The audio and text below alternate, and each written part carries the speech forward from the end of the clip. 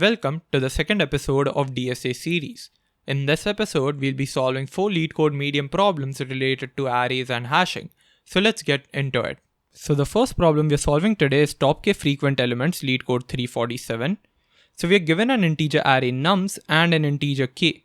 We want to return the k most frequent elements. We may return the answer in any order. So for example, we have an input of nums equal to 111, 22, 3 and k is equal to 2. So the output is 1, 2. Why? Because k signifies how many elements we want to return. So in this case, we want to return 2 most frequent elements in the list. And since 1 is appearing 3 times, 2 is appearing 2 times, and 3 is appearing only once, we'll just return 1, 2. If 3 would have appeared like 4 times, we would have returned 3 and 1. 2 would have been ignored. And if k was equal to 3 instead of 2, we would have returned 1, 2, 3, all of them. Example 2 is given as nums equal to 1 and k is equal to 1, so we return 1 because 1 has appeared one time and k is equal to 1, so we'll just return 1 because other elements are 0. They are not even present in the list. This takes us to a very important edge case. If nums has only one element and k is equal to 2, what should the output then be? That's an edge case, right? But we are given the constraint over here saying k is in the range 1, the number of unique elements in the array. So that edge case is figured out now. Now let's go into the drawing pad and see how we can solve this problem. So I'll just draw here. We have nums has 1, 1, 1 and then we have 2, 2 and 3 appears only once. I'll write here that k is equal to 2. Now I want to return 2 most frequent elements, and for that I know 1 is appearing 3 times, 2 is appearing 2 times, and 3 is appearing 1 times. That means I have to store them somewhere in a key value format, right? I already know 1 is appearing 3 times, 2 is appearing 2 times, and 3 is appearing 1 time. That basically means I have to create a hash map storing them together. So my approach would be just iterating over this entire list and then storing each of the element in the hash map where the key is the unique element and the value is going to be the number of times the element has occurred in our list. So initially 1 would be 0, then we start iterating. So 1 becomes 1. Then we come over here, 1 becomes 2, then we come over here, 1 becomes 3, then we have 2, 2 would initially be 0, and then we increment it by 1, so we have 1, then we come over here, so 2 becomes 2, and finally 3 becomes 1. So we have our hash map created now. Now how should I return the 2 most frequent elements in this array? Well, I can just take the top 2 and return them, right? 1 is appearing 3 times, 2 is appearing 2 times, and I can just return that. And that's my answer. Well, you would be correct if we knew that the hash map values are sorted. In our case, they're luckily sorted. But that will not always be the case. What if 3 is appearing 4 times? If 3 appears 4 times, then my 3 over here would become 4. And as a result, the answer wouldn't be 1, 2. It would be 3 and 1. So to counter that, what I can do is just sort this entire hash map based on the values in descending order. So I can just see each of the values and sort them. So after sorting, the array would become 3, 4, 1, 3, 2, 2. And then I can just return the top 2 elements from here. And that's a solution. We can do it this way. So what would the time complexity of this be? Well, we are iterating over the entire array. So that's O of n. And then we are also sorting the hash map. So it would become n plus n log n because sorting takes time complexity of n log n. So that's a solution. And we can neglect n because n log n is much worse than n, so it wouldn't really matter.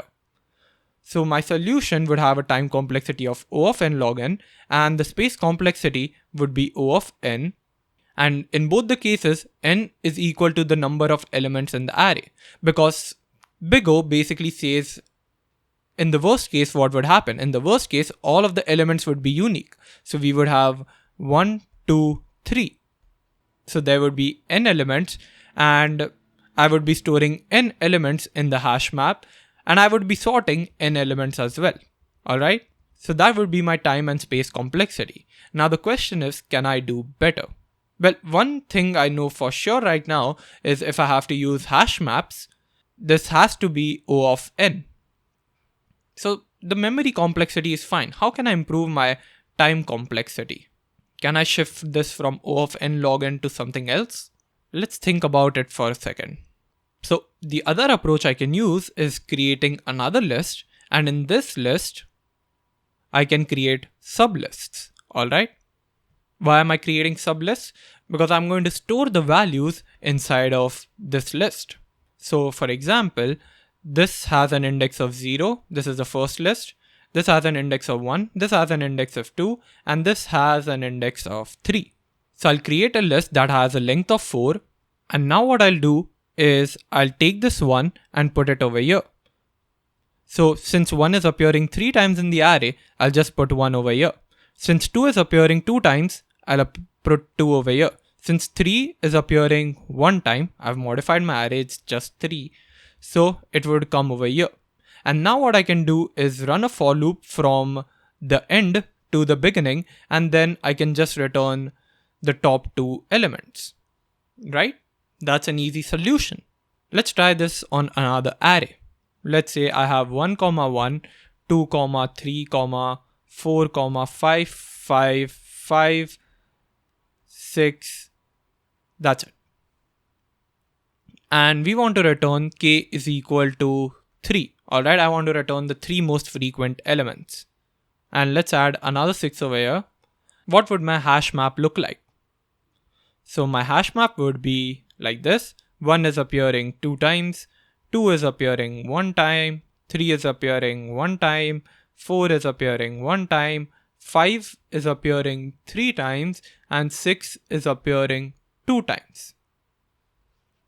And now we are not sorting this. Otherwise the time complexity would become O of n log n. Now I'm just creating an array. I'll just create an array over here, and each of my array is going to be 0, 1, 2, 3. Now I'll go through this hash map and store the key based on the value. What I mean by this is I'll iterate over here. The key is 1, the value is 2. Since the value is 2, I'll put 1 over here. Then 2 appears 1 time, so I'll just put 1 over here. 3 appears 1 time, so I'll add 3 to this list. 4 appears 1 time, so I'll add 4 to this list. 5 appears 3 times, so I'll add 5 over here. 6 appears 2 times, so I'll save 6 to this list. And now what I'll do is run the for loop from the beginning to the end. Why? Because if I do that, I'll get the elements that have the most frequency. So since this array is empty, I won't come over here. And then we come to an array which has 5 in it. So I'll iterate through this entire array and see, hey, 5 is there. I can just store 5 in my return list. So I have to return 5 because it's appearing 3 times. So now that 5 is done, I can just come over here. We are going to the array which has the index of 2. Then we iterate through this array. We have 1. So we'll put 1 over here. Then we have 6. We'll put 6 as well. And then we'll stop because our return list length is equal to k. So we'll stop as soon as the return list's length is equal to k. So I hope you understood the solution. It became pretty messy, but yeah, let's jump into the code and write it. So the first thing I know is I need a hash map. And what will this hash map do? This hash map is basically going to store all our elements and their occurrences in the list. Then I also need that stores the elements over here. So I'll have count underscore lst, which will be equal to an empty list, and for I in range length of nums plus 1. What is the syntax? Well, basically what I'm doing is I'm creating an empty list and I'm running the for loop from 0 to length of nums plus 1. So if my length of nums is 1, 2, 3, 4, 5, 6, I'll run it from 0 to 7, excluding 7, so that means 0 to 6, and I'll create empty lists of those. Why am I doing this? Because in the worst case scenario, all the elements are same. For example, 1 appears 6 times in the array. That means we'll have to put 1 at the end. That means it has an occurrence of 6, right? So we'll store it at the index 6. That's why we have to create a list like this. And right now what I'm doing is just creating an empty list like this. And then I'll also create a return list, which is equal to an empty list. The return list, what it does is just returns the output. Now the first thing I have to do is go through this entire nums array and store each of the element and their occurrence in the hash map. So I can just do for n in nums, and then I'll do hash map at n, because my key, it should be the unique element, and here I can just do hash map dot get n comma 0 plus 1, because hashmap.get n will get me the value and we'll just increment the value by 1. But in the beginning, the hashmap at n is not going to exist. So what I'm doing is hashmap.get n, and if there's no initial value, we'll just put 0 and we'll increment it by 1 later on. So with this, each of the hashmap elements has their particular value. And using this, we have reached the part till here. Now the next thing we have to do is iterate through this entire hash map and store them in this count list. So I can just do for key comma value in hashmap.items. So using hashmap.items, I get access to the key and the value of the hash map. I can just do count underscore list at value dot append key. So what this does is basically loops through this entire hash map and goes to the particular index of the count list and appends the particular unique element to that list. So count list at value would give us an array like this, and appending to that list would mean I just add an element to this list. And just to remind you, we're using a list inside of a list because there can be multiple elements having the same frequency. So now that our count list is also done, the last thing is just iterating from the end of the count list to the beginning and putting them in the return list. So what I have to do is for I in range, length of count list minus 1 till 0, right? We're going from the end to the beginning, and we'll also have to add the interval over here, which is minus 1. So it just goes in the descending order. This is what the code does. It basically goes from the end to the beginning. Now what I want to do is iterate over each of the element in the list. So I can just do for j in range, or I can just do for j in count list at I. So that means I go to the particular element and scan over each of the element in the list. So for each of the element in the nested list, I can just do return list dot append j. But is that enough? No.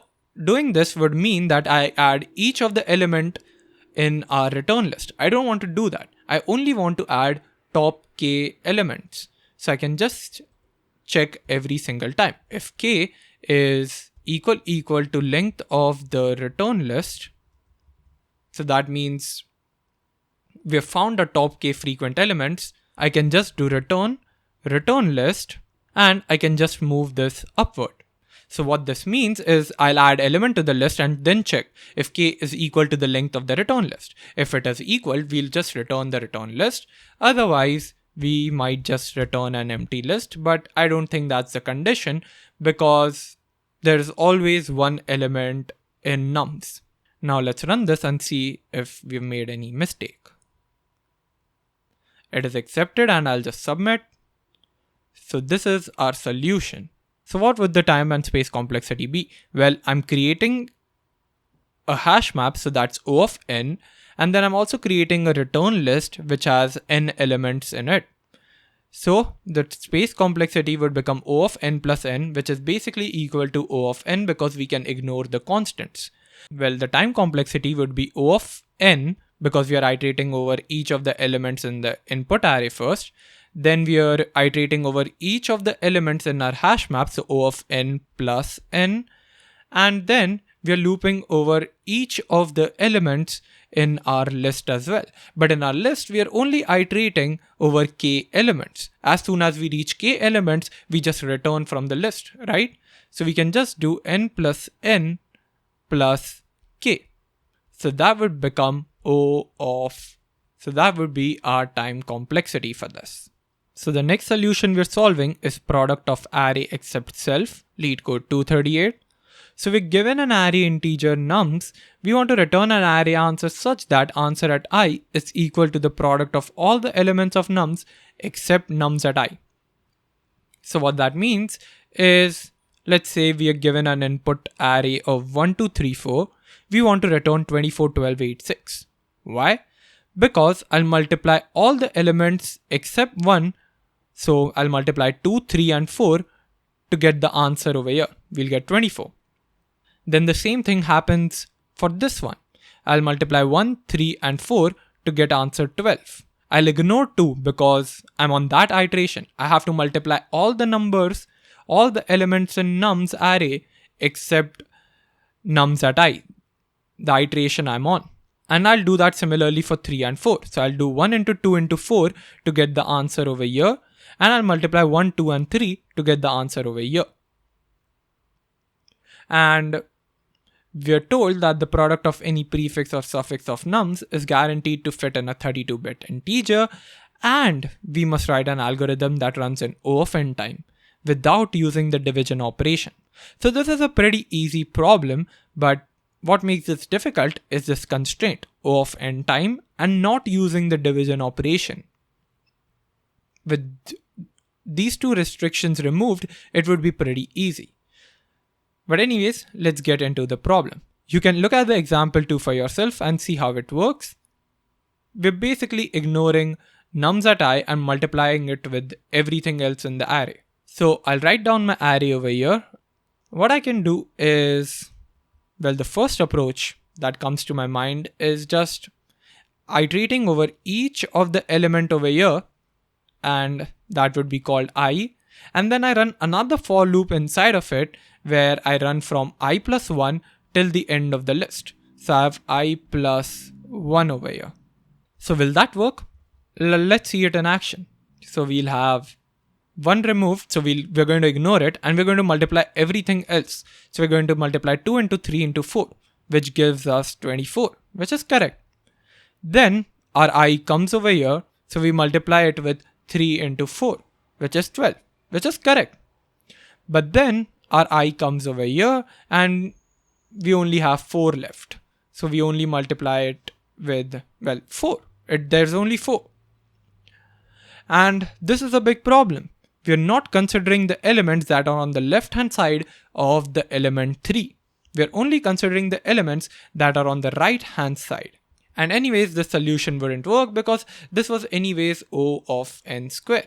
I'm looking for an O of n solution. But the reason I told the solution was because this brings us up to a very intuitive method. I know I'm not considering the left hand side elements, so I need something where I can consider the left hand side elements. So what I can do is just create 2 arrays over here. I'll create a left hand side array and I'll create a right hand side array. Alright, so I'll have left over here and right. What this does is it will store all the product on the left hand side of a particular element. So to the left of 1 there's nothing. So should we put 0? Not exactly. If we put 0, we'll be continuing to put 0 again and again because we'll keep multiplying with this particular element. We cannot put 0 over here.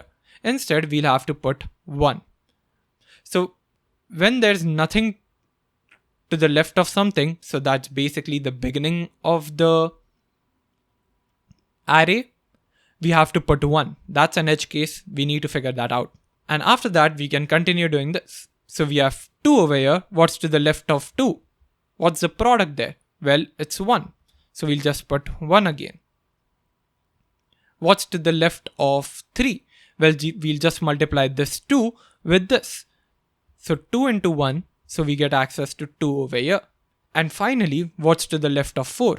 Well, it's 3 into the rest of the things. So we'll just multiply 3 into 2. Because this anyways consists of the product of elements before 2. So we can just multiply 3 into 2, which is 6. So this gives us the product of all the elements to the left hand side of an element. So if we have 2, the product of all the elements on the left of 2 is 1. Product of all the elements on the left of 3 is 2. And the product of all the elements on the left hand side of 4 is 6. Now I need to do the same thing for right as well. So if there's nothing to the right, we'll just put 1. Then we'll multiply 4 with 1, so I get access to 4. Then I'll multiply 3 with 4, so I'll get 12. I'll multiply 2 with 12, so I get 24. So this gives me the product of all the elements to the right of an element. So we have the left figured out, the right figured out. The only thing that's left to do is, well, getting the final result. So to get the final result, we can basically create another array and multiply each of the elements with their respective indexes, right? So we have 1 into 24, which gives us 24, 1 into 12, which gives us 12, 2 into 4, which gives us 8, and 6 into 1, which gives us 6. And this is our output as well. And this will work for any solution or any input. You can try that on your own. So this is a solution and it will work pretty well. What's the time complexity of this? Well, the time complexity would be O of n because I'm iterating over each of these elements once. I'm iterating from the beginning to the end once. I'm iterating from the end to the beginning once. And I'm iterating over these 2 arrays to get the final result. So that would be O of n as well. So I'll get O of n plus O of n plus O of n, which is O of 3n, and we can ignore the constant, so it is O of n. And that would be my time complexity. But what would my space complexity be? Well, for space complexity, we are creating a left array with n elements, right array with n elements, and the result array with n elements. So that's O of 3n as well. And we ignore the constant, so the space complexity is O of n as well. And this is a good solution. However, there's a follow-up over here. Can we solve the problem in O of 1 extra space complexity?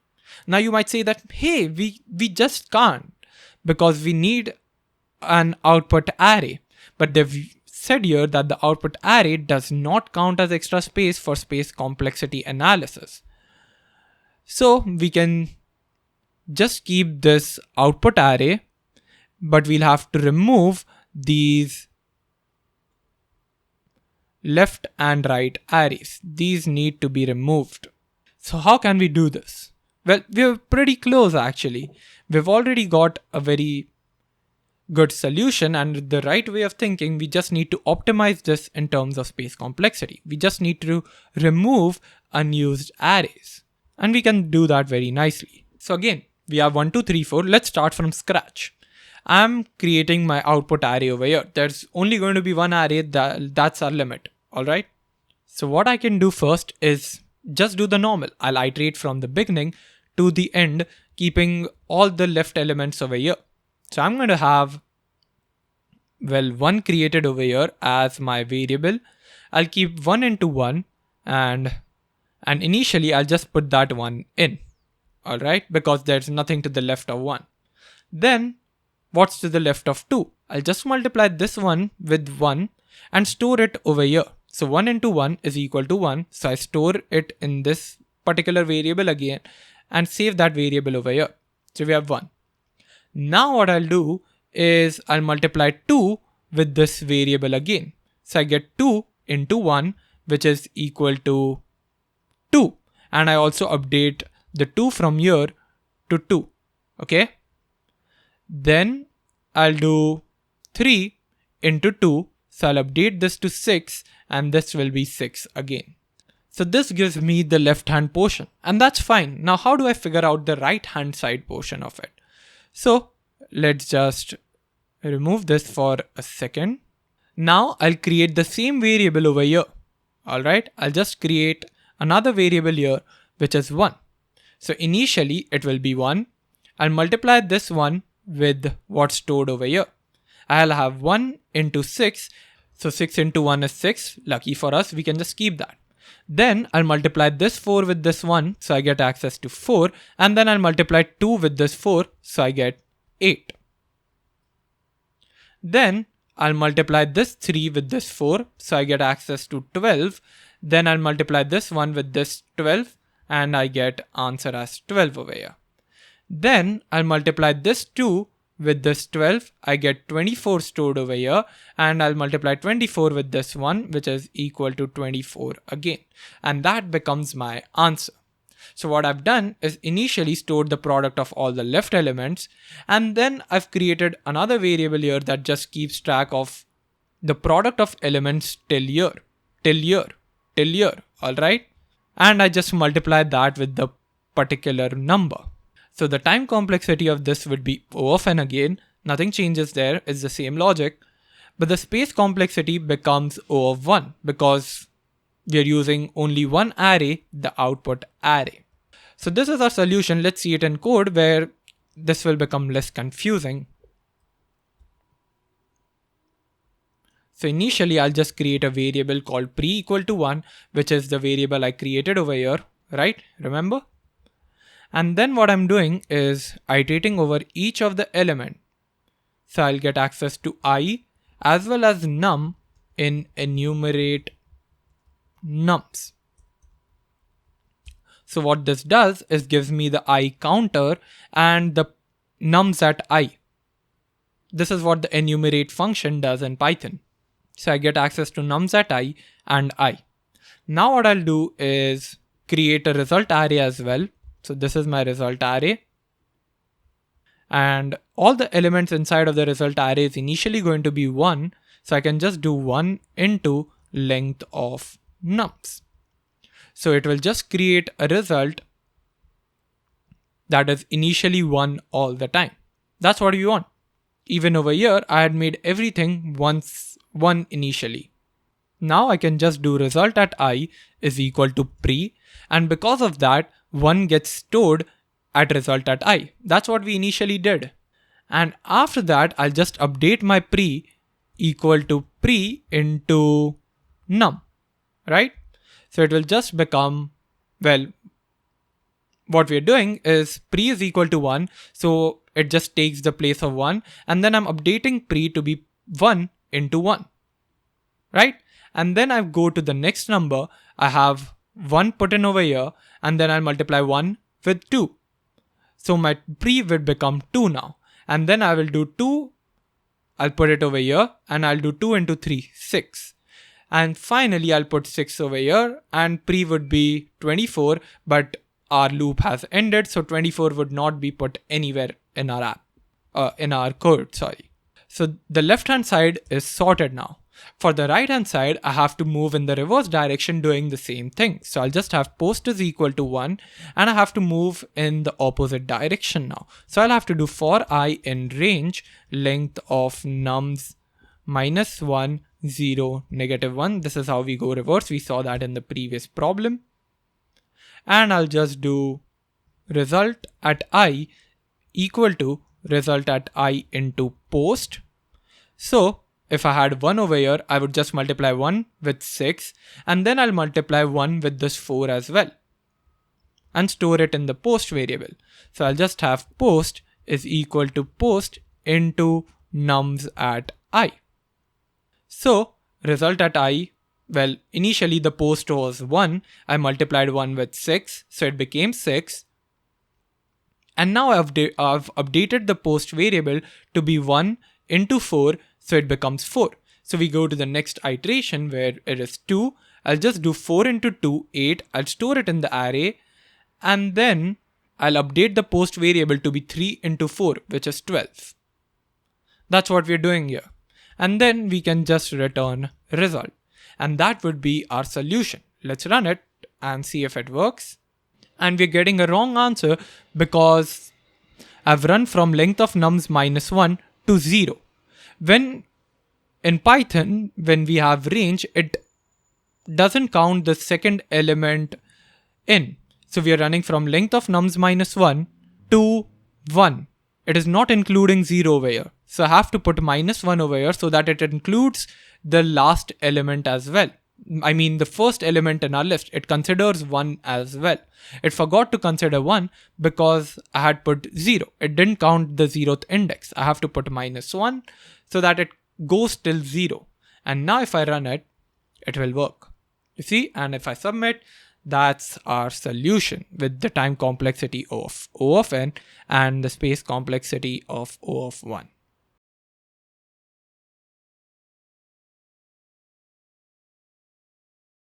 So the next problem we're solving is valid Sudoku Leetcode 36.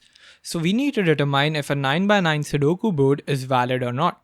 Only the filled cells need to be validated according to the following rules. So the first rule that we're given is each row must contain the digits 1 to 9 without repetition. And each column must contain the digits 1 to 9 without repetition. And each of the 9 3x3 sub-boxes of the grid must contain the digits 1 to 9 without repetition. What does that mean? Well, if we just take a look at the example, we're told that each row, so this is one row, this is another row, this is another row. We're told that each row can have no duplicate digits basically.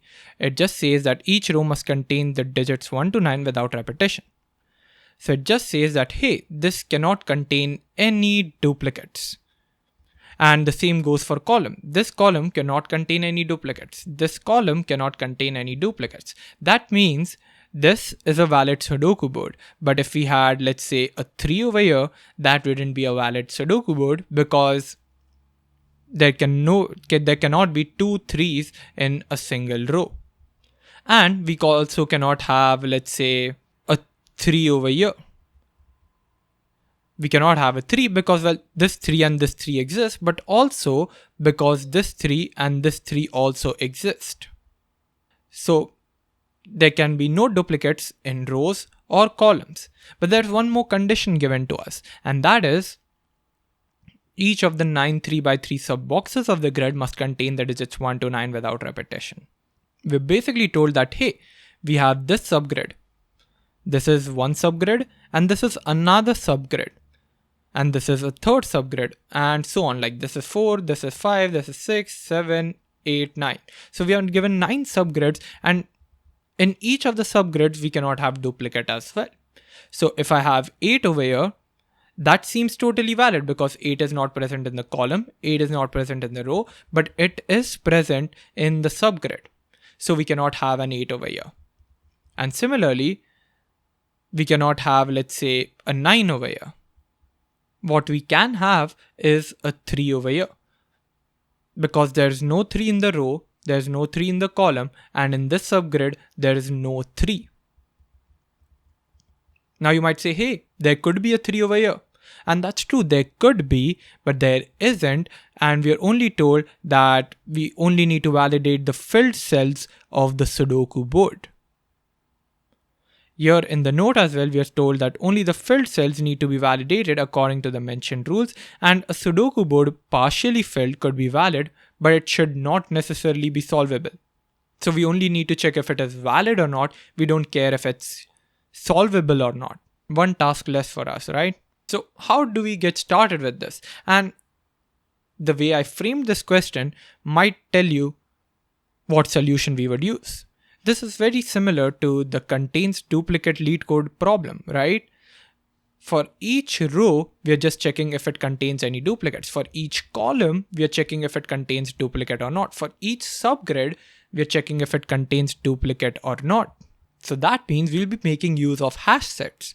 So the next question that would come in your mind is, hey, do I have to create like a hash set for every column by myself? So I'll have to create like 9 hash sets for columns, 9 hash set for rows, and 9 hash set for subgrids. That would kind of be insane, right? And it is definitely not a good code. So what other solution can we apply? Well, one solution is very simple. As I said, we're going to have a hash set for each of the columns and each of the rows. That means every row will be labeled as 0, 1, 2, 3, 4, 5, 6, 7, 8, right? And every column would be mentioned as 0, 1, 2, 3, 4, 5, 6, 7, 8. So this is column 0 and this is row 0.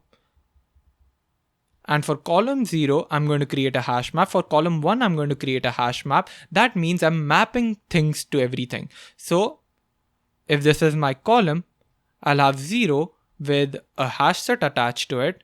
I'll have 1 with a hash set attached to it, 2 with a hash set attached to it, and so on till 8 with a hash set attached to it. That basically means we're using a hash map over here. And we can do the same thing for row as well. For row, we can just have a hash map with 0 as one hash set, 1 with one hash set, 2 with one hash set, and so on till 8 with a hash set. And we can just say that, hey, 5. So if I have to check if the 5 already exists in our hash set or no, I can just take its index for the column.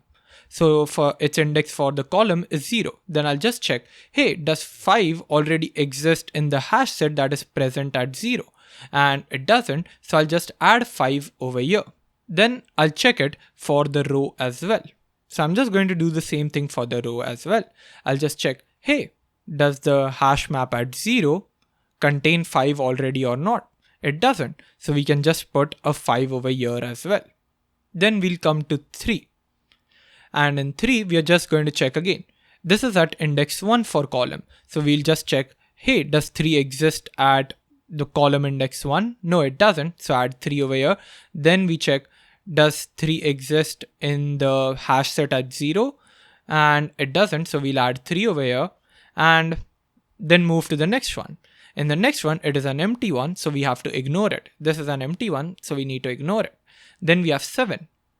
And does 7 exist at 4? Let's say here a 4 was mentioned.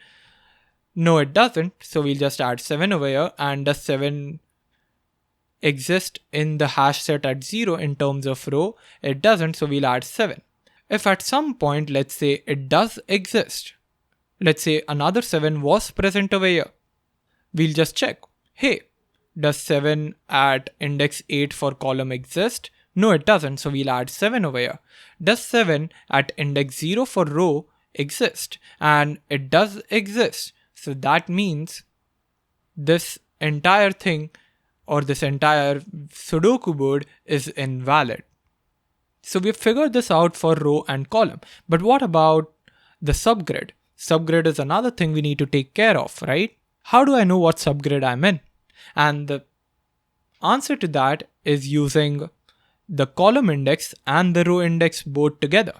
I know this cell is in this subgrid because it is at the index of 0, 2. If I divide it by 3, I'll get 0, 0 because, well, I'm not considering the decimal points. I'm just considering the whole number part of the answer. So like 0 divided by 3 is 0, 2 divided by 3 is 0.66, but I'm ignoring 0.66. I'll just take the 0 and put it over here.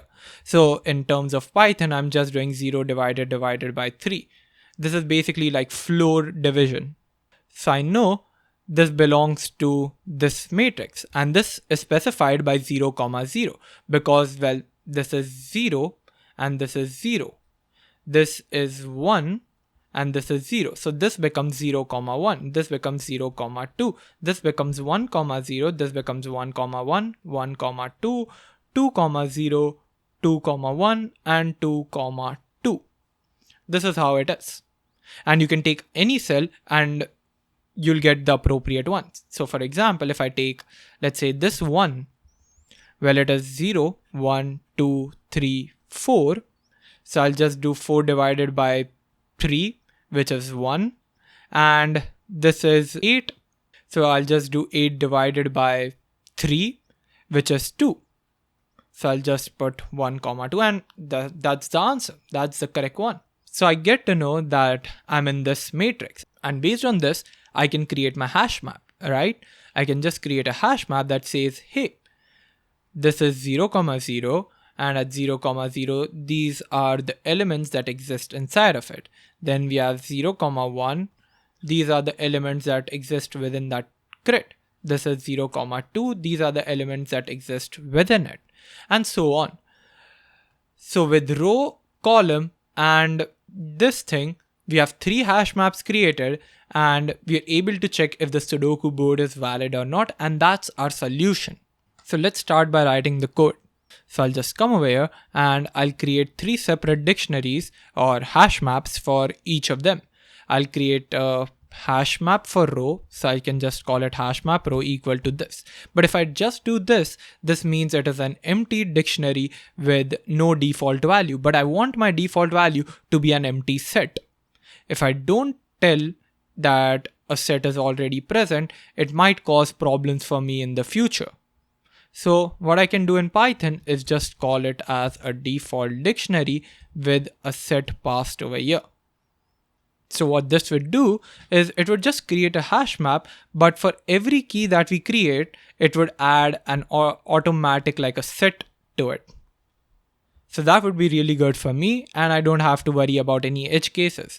And then I'll do a similar thing for column as well. I'll have default dict and I'll pass set over here, and I'll have hash map for the subgrid as well. So I can just call it subgrid with default dict as a set. So I have my hash maps created. The next thing I want to do is iterate over this board. But what is this board? Well, it's this thing, but what exactly is it? What data structure is this? So our input is a list of string. Each number here is denoted by a string, and an empty cell is denoted by a full stop. It's a good question to ask if you don't know what the empty cell is going to be denoted by. It could be denoted by a full stop, but it could also be an empty space or a hyphen, you know? So now we know that it is denoted by an by a full stop, sorry. So now what I want to do is loop over every row and get access to every number and then check if it exists in either of these hash maps. If they do exist, that means I have to return false. If they do not, then I want to, add it to the hash set so that I can continue it later on for the remaining numbers. So what I'll do is first loop over every row. So I'll just do for I, row in enumerate board. Then I loop over every number in the particular row. So I can just do for j, num in enumerate row at I. So now I can just check that, hey, if the number is equal to a full stop, then I just want to continue. So if num is equal to full stop, I'll continue. Continue basically means that, hey, I just want to ignore this. I'll just go to the next number. After that, I will check if num is present in my hash maps. So I'll just take this hash map row and put it here. But is that enough? No, it's not, because here, if you see, my hash map for row is in the format like this, right? It has a key, which is 0, and then it has a set inside of it. I want to check for this particular key if the hash set inside contains that value. So I cannot just do if my key exists in hash map. I have to do if my particular value exists in hash map at a particular index. So I can just do hash map row at I, because I gives me access to the index of the row. Or I can check if num is in hash map column at j, because j gives me access to the index of the column. And finally, I'll just put if number is in hash map subgrid, and for subgrid we already see how we are calculating the subgrid. We're creating a tuple and we're dividing I by 3 and j by 3 and taking its floor value. So j divided by 3 in Python gives me the floor value. In programming languages like Java, you might want to do math.floor to get access to this. Alright? But this is what we're doing. We're using a tuple and checking. So if our num does exist in this hash map, what we want to do is return false. That hey, this number already exists in the particular row, column or subgrid. So I want to return false. But if it doesn't exist, then I want to add these numbers to the hash map. So I can just do hash map row at I dot add and I'll add the number. And similarly for column, I'll do hash map at column j dot add num. And finally for our subgrid, I can have hash map subgrid I divided by 3 j divided by 3 dot add num. And that's pretty much it. After we have done this, I'll just return a true over here that, hey, I tried to check it everywhere. It didn't return false anywhere. That means all the execution is completed. False has not been returned. That means the board is valid. So it will return true. So I can just run this and see if it works. And the test case gets accepted. I'll submit my code. And this fails because I made an error over here. It doesn't have to be row at I because, well, it should be board at I, or we can just do row. So I have to remove this because it is row does give me access to a particular row. Board at I would give me access to a particular row. So this was a small error. Now I can submit my code and it should work. Yep, it gets accepted and that's the final solution. So the last problem we're solving is longest consecutive sequence, Leetcode 128. So we're given an unsorted array of integers nums and we want to return the length of the longest consecutive element sequence. We must write an algorithm that runs an O of n time. So for example, the input has nums equal to 100, 4, 200, 1, 3, 2. The output is 4 because there's 1, 2, 3, 4. 4 consecutive elements in this array. Similarly, for example 2, we have nums equal to 0, 3, 7, 2, 5, 8, 4, 6, 0, 7, 1. The output is 9 because we have 0, a 0 again, which we are going to disregard.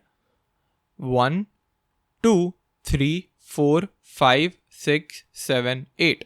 So there are 9 elements that are consecutive and we are ignoring duplicate elements. A 0 appeared twice in the array, so we are just ignoring that 0. So that's a very important question to ask. Do we have to count the duplicate elements or not? So let's go to the drawing board and see how we'll be able to solve this problem.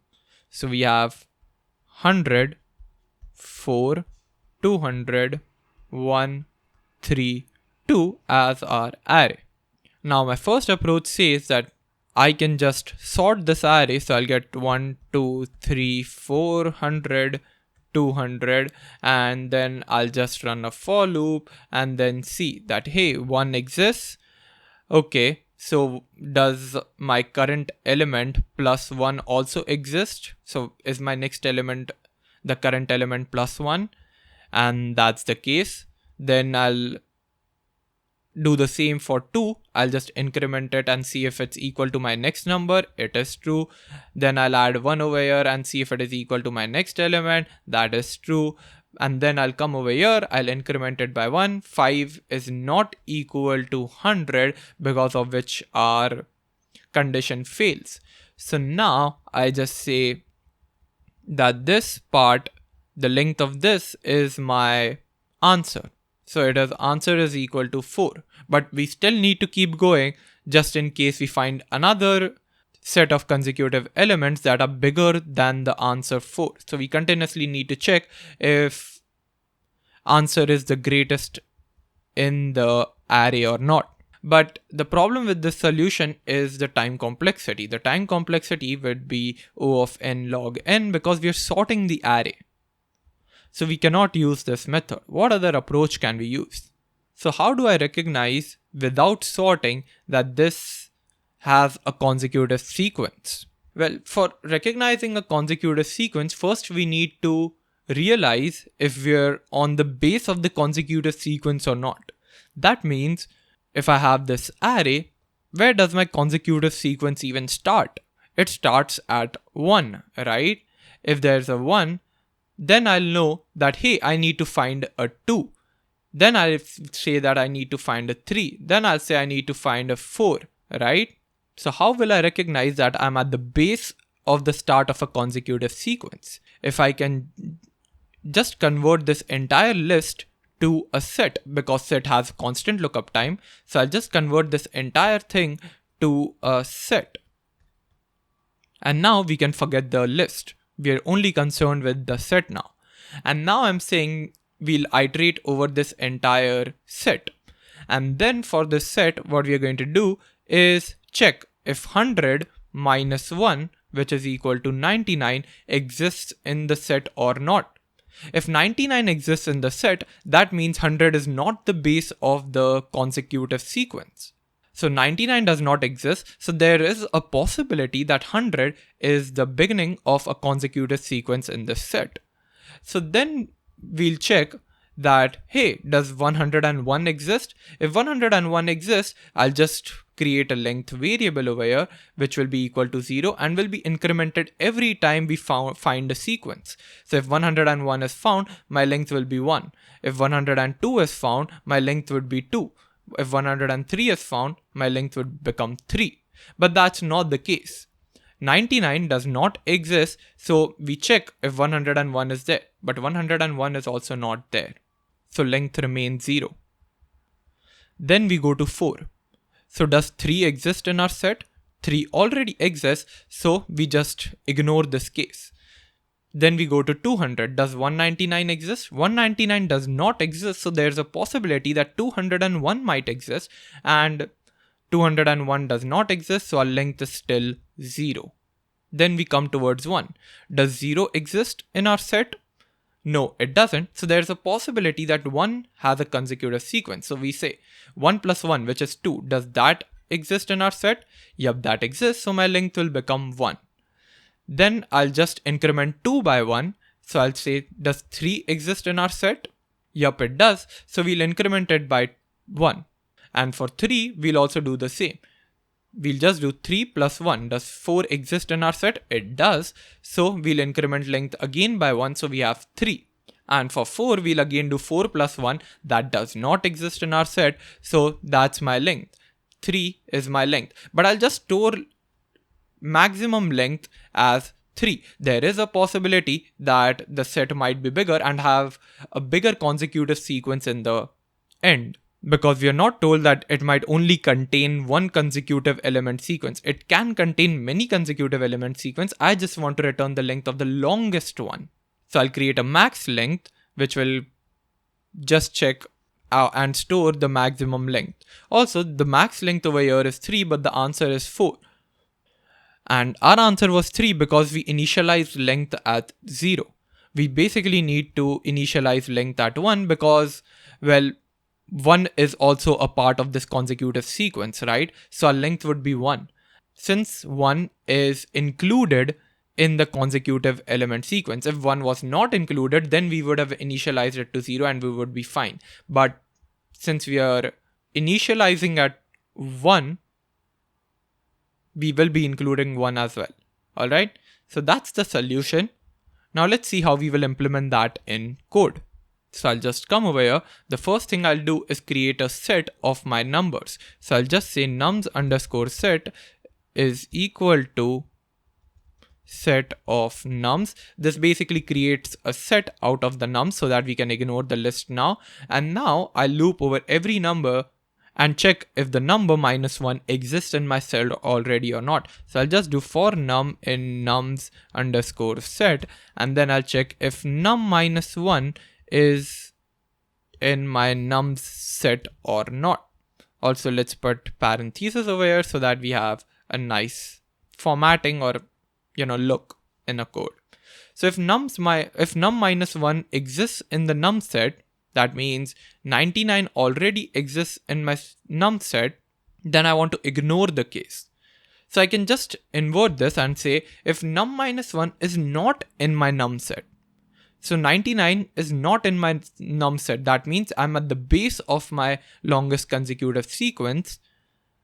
Then I want to calculate the length. So here I'll initialize a variable called length, and initially it will be equal to 1. And then I'll run a while loop. And here I'll check while num plus 1, and again I'll put parentheses so that we have nice look to our code. And while num plus 1 is in my num set, then I just want to increment by length by 1. So I've come on 100. I'm checking if 99 is there. It's not there. So I'll just keep on checking now if 101 is there. But 101 is not there. So we just, never enter the loop and our length becomes 1. So this length variable that's present is only present for one particular number. It is created for every new number. So I'll have to create a maximum length variable as well, which will be equal to 0. And after this for loop and everything is done, I'll just say max length is equal to max of max length, comma length. Basically saying that, hey, length is equal to 1, we keep on incrementing, and then I'm setting max length equal to whatever is the maximum between the maximum length or the current length. And then I just return max length at the end. So let's run the code. And here we have an error. I forgot that I don't have to do num plus 1. If I keep on doing num plus 1, that means if I'm on 0, I'm continuously checking if 0 plus 1, which is 1. Does 1 exist in num set? Yup, it does. So I'll again come here, 0 plus 1, nums exist in num set, that does exist. So we are caught in an infinite loop over here. I don't want to do num plus 1, I just want to do num plus length. That was my bad. And yep, if I do num plus length, initially it would be 1 plus the number, so 0 plus 1. And if I do go into this loop, it would be incremented by 1. So I'll have num plus 2, then num plus 3, then num plus 4, and so on. And my code gets accepted, I submit it, and we're done. This is my solution. And that's pretty much it for arrays and hashing. The next topic we're going to cover in the video is 2 pointers. So I'll see you in the next video.